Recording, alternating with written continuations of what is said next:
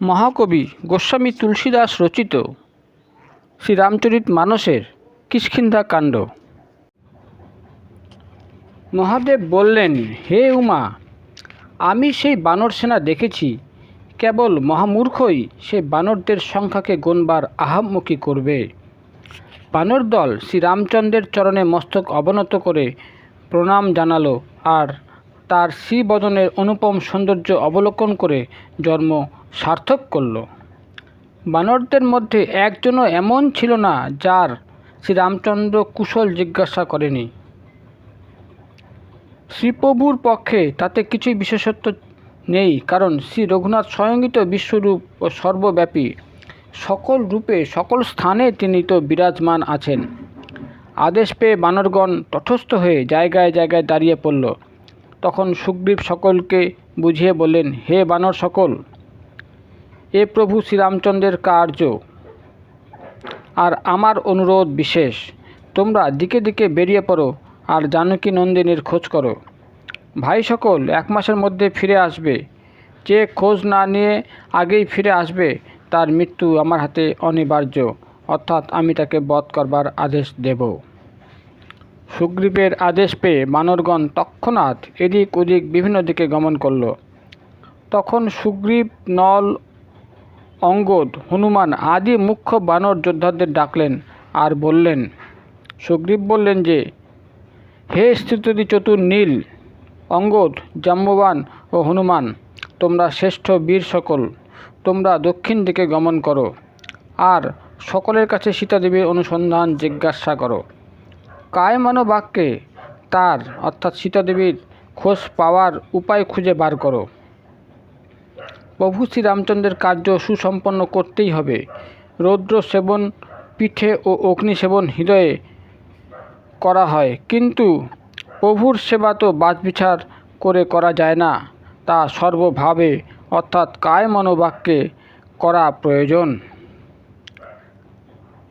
বিষয়াসক্তির বন্ধন থেকে মুক্ত হয়ে পারমার্থিক চিন্তায় দিব্যধাম লাভ করবার জন্য ভগবৎ সেবায় নিত্যযুক্ত থাকা উচিত। তাতেই ভববন্ধনজনিত শোকের অবসান হয়। হে ভাই, দেহ ধারণকালে এ তো এক বিশেষ সুবিধা যে তার দ্বারা সর্বকর্ম ত্যাগ করে শ্রীরামচন্দ্রের ভজনা করা যায়। শ্রীরামচন্দ্র পাদপদ্মে অনুরাগ ধারণকারী বস্তুত প্রকৃত সদ্গুণ সম্পন্ন ও পরম সৌভাগ্যবান হয়। অতঃপর সুগ্রীবের অনুমতি নিয়ে ও তার চরণে আবার প্রণাম নিবেদন করে ও চিত্তে শ্রী রঘুনাথকে ধারণ করে সকলে পরমানন্দে যাত্রা করল। প্রণাম নিবেদন করতে শ্রী হনুমান সকলের শেষে এলেন। সর্বজ্ঞ শ্রীরামচন্দ্র জানতেন যে এই সেবক দ্বারাই তার কার্য সম্পাদন হবে। তাই শ্রীপ্রভু পবননন্দন শ্রী হনুমানকে কাছে ডাকলেন আর তার মস্তকে নিজ করকমল স্পর্শ দান করলেন। বিশেষ সেবক জেনে তিনি তার অঙ্গুরীয় খুলে শ্রী হনুমানকে দিলেন। অঙ্গুরীয় দানান্তে শ্রীরামচন্দ্র শ্রী হনুমানকে বললেন, সর্বভাবে সীতাকে ধৈর্য ও সাহস দিয়ে আশ্বস্ত করবে আর তাকে আমার শৌর্য বীর্যের ও বিরহের বা প্রেমের কথা মনে করিয়ে দেবে আর সত্বর ফিরে আসবে। তার নিজের উপর শ্রীপ্রভুর আস্থার বার্তা লাভ করে শ্রী হনুমান মনে করলেন যে তার জন্ম সার্থক। অতঃপর তিনি কৃপানিধি শ্রীপ্রভুকে চিত্তে প্রতিষ্ঠিত করে গমন করলেন। দেবরক্ষক শ্রীপ্রভু স্বয়ং সর্বজ্ঞ হয়েও রাজনীতি রক্ষায় তৎপর ছিলেন। নীতির মর্যাদা স্বরূপ তিনি সীতাদেবীর অনুসন্ধান হেতু এখানে ওখানে সর্বত্র বানরদের প্রেরণ করতে লাগলেন। বানর দল বন, নদী, সরোবর এবং পর্বত কন্দরে সীতাদেবীকে খুঁজতে খুঁজতে এগিয়ে চলল। তাদের মন শ্রীরামচন্দ্রের কার্যে লীন হয়েছিল। তারা দেহপ্রেমও বিস্মরণ করেছিল। গমনপথে দৈবাৎ যদি কোনো রাক্ষসের দেখা মিলত, তাহলে এক চপেটাঘাতেই তারা তাকে জমালয়ে পাঠিয়ে দিচ্ছিল। এইভাবে পর্বত ও বনে তারা সীতাদেবীর অন্বেষণ কার্য করে যেতে লাগলেন। কোনো মুনির সঙ্গে সাক্ষাৎকার হলে তারা ঘিরে ধরে তাকে জিজ্ঞাসাবাদ করছিলেন। অনুসন্ধান কার্যে ব্যস্ত থেকে তারা একসময় তৃষ্ণার্ত হয়ে ব্যাকুল হয়ে পড়েছিলেন, কিন্তু জল কোথাও পাওয়া গেল না। গহন অরণ্যে তারা পথ হারিয়েও ফেলেছিলেন। শ্রী হনুমানের মনে আশঙ্কা হলো যে তৃষ্ণায় সকলের প্রাণ না চলে যায়। শ্রী হনুমান এক পর্বত শিখরে আরোহণ করে এক বিচিত্র দৃশ্য দেখলেন। ভূমির এক স্থানের গহ্বরে বহু চক্রবাক, বক ও হংস উঠছে, আর বহু পক্ষী সেই গহ্বরে প্রবেশ করছে। তখন পবননন্দন পর্বত শিখর থেকে নেমে এসে সকলকে নিয়ে সেই গহ্বরের নিকট উপস্থিত হলেন। শ্রী হনুমানকে অনুসরণ করে সকলে সেই গহ্বরে প্রবেশ করলেন। গহ্বর অভ্যন্তরে এক সুন্দর উপবন ও সরোবর ছিল। সেখানে ছিল অগণন প্রস্ফুটিত কমলদলের সমাহার। নিকটে এক সুন্দর মন্দির ছিল, যার মধ্যে এক তপস্বিনী নারী বসেছিলেন। দূর থেকেই সকলে তাকে প্রণাম নিবেদন করলেন। জিজ্ঞাসিত হয়ে তারা নিজ বৃত্তান্ত নিবেদন করলেন। তখন তিনি তাদের বললেন, তোমরা সরোবরের জল ও রসালো ফল দ্বারা তৃষ্ণা ও ক্ষুধা নিবারণ করো। অনুমতি লাভ করে তৃষ্ণা নিবারণ ও সুমিষ্ট ফল ভক্ষণ হলো। তারা সকলে ফিরে এলে তপস্বিনী তার নিজের কথা বললেন আর জানালেন যে তিনি যেই স্থানে যাবেন, যেখানে রঘুনাথ অবস্থান করে রয়েছেন, তিনি সেই স্থানে যাবেন যেখানে শ্রী রঘুনাথ অবস্থান করে রয়েছেন। তিনি আরও বললেন, তোমরা চোখ বন্ধ করে গুহার বাইরে গিয়ে চোখ খুলবে। তোমরা সীতাদেবীকে অবশ্যই পাবে, হতাশ হও না। চোখ বন্ধ করে গহ্বর থেকে বেরিয়ে এসে বীরগণ দেখলেন যে তারা সমুদ্রের ধারে দাঁড়িয়ে আছেন। তপস্বিনী স্বয়ং সেই স্থানে গেলেন যেখানে শ্রী রঘুনাথ অবস্থান করছিলেন। তিনি গিয়ে শ্রীপ্রভুর পাদপদ্মে প্রণাম নিবেদন করলেন আর বিভিন্নভাবে তার স্তব স্তুতি করলেন। প্রভু শ্রী রামচন্দ্র তপস্বিনীকে অচলা ভক্তি প্রদান করলেন।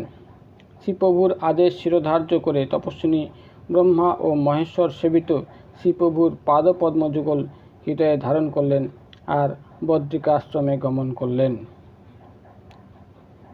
এইদিকে বানরগণ সকলেই চিন্তিত। নির্দিষ্ট সময় অতিক্রান্ত হয়ে গেলেও কার্য সম্পাদন তো হলো না। আলোচনা হতে লাগলো, হে ভাই, সীতাদেবীর সম্বন্ধে কোনো সংবাদ ছাড়া ফিরে গিয়েও বা কী হবে? সজল নয়নে অঙ্গদ বলল, উভয় দিকে আমাদের মৃত্যু অপেক্ষা করছে। এদিকে সীতাদেবীর খোঁজ পাওয়া গেল না, আর ফিরে গেলে তো কপিরাজ মেরে ফেলবেন। পিতার অবর্তমানে কপিরাজ সুগ্রীবের হাতে আমার মৃত্যু অবধারিত। তখন আমি শ্রীরামচন্দ্রের কৃপায় রক্ষা পেয়েছিলাম, সুগ্রীবের কৃপায় নয়। আমাদের মৃত্যুর সময় যে সমাগত তাতে একটুকু সন্দেহ নেই। বানর দল বীর অঙ্গদের কথা শুনে চুপ করে থাকলেও তাদের চোখে জল এসে গেল। ক্ষণিকের শোকাকুল অবস্থা কাটিয়ে উঠে তারা সকলে বলে উঠল, হে প্রবীণ যুবরাজ, আমরা খালি হাতে কেউ ফিরে যেতে চাই না। অতঃপর তারা লবণ সাগর তীরে কুশাসনে বসে রইল। অঙ্গদের বিলাপ শুনে জাম্ববান তাকে উপদেশ দিয়ে বলেন, হে পুত্র, শ্রীরামচন্দ্রকে মানুষ ভেবো না। তিনি আসলে নির্গুণ ব্রহ্ম, অজ ও অজেয়। তাকে সেবা করবার অধিকার লাভ করায় আমরা তো পরম ভাগ্যবান। তাকে আমরা সগুণ ব্রহ্মরূপে লাভ করে তার উপর রতিমতি ধারণ করবার দুর্লভ সুযোগ পেয়েছি। দেবতা, পৃথিবী, গোব্রাহ্মণ সকলের রক্ষার জন্য তার স্বেচ্ছায় অবতরণ কর্মবন্ধন হেতু নয়। তাই সগুণ ব্রহ্মের উপাসকগণ বা ভক্তগণ সর্বপ্রকারের সালোক্য, সামীপ্য, সারূপ্য, সৃষ্টি ও সাযুজ্য মোক্ষের কথা গ্রাহ্য না করে তার সেবায় নিত্যযুক্ত থাকেন। এইভাবে জাম্বুবান বহু উপদেশ দিলেন। তার কথা গিরিকন্দরে উপস্থিত সম্পাতির অর্থাৎ গরুরের পুত্র জটায়ুর অগ্রজের কানে গেল।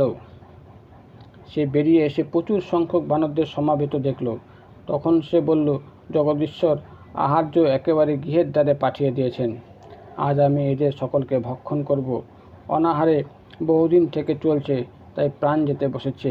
তৃপ্তি করে পেট ভরে খেতে কখনোই পায়নি, তাই বুঝি বিধাতা এত আহার্য একসঙ্গে পাঠিয়ে দিয়েছেন। সম্পাতির কথা শুনে সকলে ভয় পেয়ে গেল।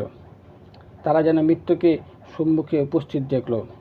সকলে সেই সম্পাতিকে সামনে দেখে উঠে দাঁড়ালো। জাম্ববানের মনে তখন এক বিশেষ চিন্তা এলো। অঙ্গদ মনে মনে বিচার করে বলল, ধন্য জটায়ু, তোমার মতো ভাগ্যবান আর কেউ নেই।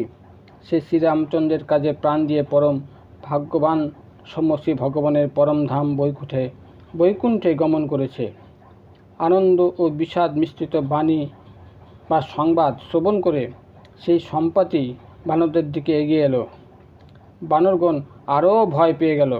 তাদের অভয় দান করে সে বানরদের কাছে জটায়ুর বৃত্তান্ত জানতে চাইল। বানরগণ তাকে ঘটনা সবিস্তারে বলে দিল।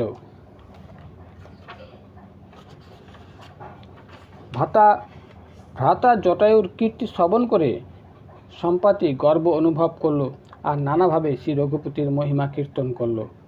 সে বলল, আমাকে সমুদ্রের কাছে নিয়ে চলো, আমি জটায়ুর উদ্দেশ্যে তিলাঞ্জলি অর্পণ করব।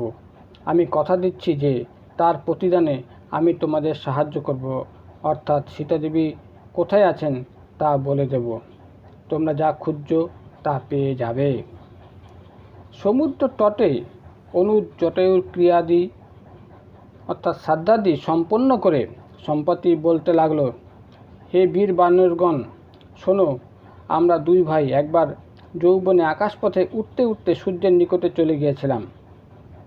সে অর্থাৎ জটায়ু সূর্যের তাপ সহ্য করতে না পেরে ফিরে গিয়েছিল, কিন্তু আমি ছিলাম অহংকারী, তাই সূর্যের কাছে চলে গিয়েছিলাম। সূর্যের অপরিমেয় তেজে আমার ডানা দুটো পুড়ে গেল আর আমি আর্তনাদ করে ভূমিতে আছড়ে পড়েছিলাম। সেইখানে চন্দ্রমা নামে এক মুনি ছিলেন। আমাকে ওই অবস্থায় দেখে তার দয়া হয়েছিল। তিনি আমাকে বহু উপদেশ প্রদান করেছিলেন, যাতে আমার দেহ অভিমান চলে গিয়েছিল। তিনি বলেছিলেন, ক্রেতাযুগে সাক্ষাৎ পরব্রহ্ম নরদেহ ধারণ করে অবতরণ করবেন। তার স্ত্রীকে রাক্ষসদের রাজা হরণ করে নিয়ে যাবে। তার সন্ধানে শ্রীপ্রভু দূত প্রেরণ করবেন। তাদের সঙ্গে দেখা হলে তুমি পবিত্র হয়ে যাবে। তোমার ডানা আবার ফিরে পাবে। চিন্তা নেই, তাদের তুমি সীতাদেবীর সন্ধান বলে দিও। মুনির কথা আজ সত্য বলে প্রমাণিত হলো। এখন আমার কথা শ্রবণ করে তোমরা শ্রীপ্রভুর কার্যে ঝাঁপিয়ে পড়ো। ত্রিকুট পর্বতের উপর লঙ্কার অবস্থান। সেখানে অসম সাহসী রাবণ বাস করে। শ্রীলঙ্কার অশোক নামক উপবনে সীতাদেবী রয়েছেন। এই মুহূর্তেও তিনি চিন্তান্বিত হয়ে বসে আছেন। আমি তাকে দেখতে পাচ্ছি, তোমরা পাবে না, কারণ আমার দৃষ্টিশক্তি সুদূর প্রসারী হয়ে থাকে। কি করব বলো, বিদ্ধ হয়ে পড়েছি, না হলে তোমাদের কিছুটা সাহায্য করতাম। যে 100 যোজন অর্থাৎ 400 ক্রোশ সাগর লঙ্ঘন করতে পারবে, সেই শ্রীরামচন্দ্রের কার্য সম্পাদন করতে সক্ষম হবে। আশা ছেড়ো না, আমাকে দেখে সাহস রাখো। দেখো, শ্রীরামচন্দ্রের কৃপায় দেখতে দেখতে আমার দেহে কেমন পরিবর্তন আসলো। ডানা ছাড়া অক্ষম ছিলাম, আর ডানা পেটেই কেমন সক্ষম হয়ে গেলাম। অতি বড় পাপস্থিও তার নাম স্মরণ করে দুস্তর ভবসাগর অতিক্রম করে যায়, আর তোমরা হলে তার দূত। অতএব কাপুরুষতা বর্জন করো আর শ্রীপ্রভু রামচন্দ্রকে হৃদয়ে ধারণ করে সীতাদেবীর নিকটে উপস্থিত হওয়ার পথ খুঁজে বার করো। কাকভূষণজি বললেন, হে গরুর, এই কথা বলে সেই গৃধ সম্পাতি সেইখান থেকে চলে গেল। বানরগণ বিস্ময় অবিষ্ট হয়ে বসে রইল। অতঃপর যে যার নিজের সামর্থ্যের কথা বর্ণনা করল, কিন্তু সাগর লঙ্ঘন করে যাওয়ার সম্বন্ধে সকলেই সন্দেহ প্রকাশ করল। ঋকরাজ বললেন, আমি এখন বৃদ্ধ হয়ে গিয়েছি, আমার দেহে পূর্বের শক্তির কানাকড়িও নেই। যখন শ্রীরামচন্দ্রের বামন রূপে আগমন হয়েছিল, তখন আমি অমিত বিক্রম যুবক ছিলাম। রাজা বলি বন্ধনকালে শ্রীপ্রভু তার কলেবর এত বিশাল করেছিলেন যে তা বলে বোঝানো সম্ভব নয়। তখন আমি কিন্তু ছুটে অতি অল্প সময়ে 48 মিনিটে তাকে 7 বার প্রদক্ষিণ করেছিলাম। অঙ্গদ বলেন, আমি সমুদ্র লঙ্ঘন কার্যে আত্মবিশ্বাসী, কিন্তু আমার প্রত্যাগমন সম্বন্ধে কিঞ্চিত সন্দেহ আছে। জাম্ববান বলেন, তুমি সর্বতোভাবে যে যোগ্য তাতে সন্দেহ নেই, কিন্তু তুমি তো দলপতি, তোমাকে পাঠাই কেমন করে? ঋকরাজ জাম্ববান তখন শ্রী হনুমানকে বলেন, হে হনুমান, হে বলবান, তুমি এইভাবে চুপ করে বসে আছো কেন? তুমি পবননন্দন পবনসম শক্তিধর, আর তুমি বুদ্ধি, বিবেক ও বিজ্ঞানের আকর স্বরূপ। জগতে এমন কোন কঠিন কার্য আছে হে তা তুমি সম্পূর্ণ করতে সক্ষম নও? শ্রীরামচন্দ্রের কার্য সম্পাদন হেতুই তো তোমার অবতরণ। এই কথা শ্রবণ করে শ্রী হনুমান পর্বতসম বিশাল আকার ধারণ করলেন। তার তখন দেহকান্তি সুবর্ণ পর্বতসম উজ্জ্বল তেজসম্পন্ন, যেন তিনি পর্বতরাজ সুমেরু। শ্রী হনুমান তখন বারংবার সিংহনাদ করে ঘোষণা করলেন, আমি অনায়াসে এই দুস্তর সাগর লঙ্ঘন করতে সক্ষম। আর অনুচর বৃন্দ সহ রাবণকে বধ করে ত্রিকুট পর্বত উৎপাদন করে এইখানে নিয়ে আসতে পারি। হে জাম্ববান, আমি জিজ্ঞাসা করছি, তুমি আমাকে বলে দাও যে আমার করণীয় কি? জাম্ববান বললেন, হে পুত্র, তুমি গিয়ে কেবল সীতাদেবীকে দেখে তার খবরাখবর নিয়ে আসো। অতঃপর কমললোচন শ্রীরামচন্দ্র নিজ বাহুবলে যা করণীয় তাই করবেন। রাক্ষসদের সংহার করে সীতাদেবীকে উদ্ধার করে আনবেন, আর কেবল লীলা সম্পাদন হেতুই বানর সেনা সঙ্গে নিয়ে যাবেন। কপিসেনা সঙ্গে নিয়ে শ্রীরামচন্দ্র রাক্ষসদের সংহার করে সীতাদেবীকে উদ্ধার করে নিয়ে আসবেন। তখন দেবগণ ও নারদাদি মুনিগণ শ্রী প্রভুর ত্রিভুবনকে পবিত্রতা প্রদানকারী সে অনুপম সুন্দর যশকীর্তন করবে।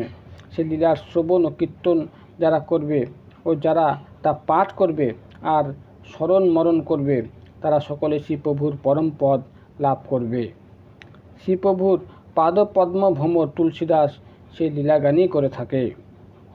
শ্রী রঘুনাথের সেই যশকীর্তন অর্থাৎ লীলা সংকীর্তন ভবরোগের জন্ম মৃত্যুরূপ ক্লেশের অব্যর্থ ঔষধি। লীলা সংকীর্তন শ্রবণকারী নরনারী সকলের সকল মনোরথ তিসিরারি শ্রীরামচন্দ্র পূরণ করবেন। কোটি কন্দর্প শোভার থেকে অধিক শোভাযুক্ত নীল কমল শ্যাম অঙ্গ শ্রীরামচন্দ্রের নাম পাপ পক্ষী বধ করবার জন্য ব্যাতস্বরূপ হয়ে থাকে। তার লীলা সংকীর্তন সতত শ্রবণ করাতে পরম কল্যাণ নিহিত থাকে।